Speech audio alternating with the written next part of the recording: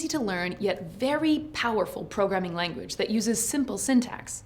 Python was created by Guido van Rossum in 1991 and has been continuously improving and getting better. Python is used in scientific computing, artificial intelligence, data science, and a lot of other areas. As such, it's become the standard for CS 100 courses at Ivy League and University of California schools. Having studied Python is a plus in the application process. Python Fundamentals introduces students to the core Python programming concepts. Each week, a core coding concept is introduced and explained through a series of exercises. Short assignments and exercises outside of the class build proficiency.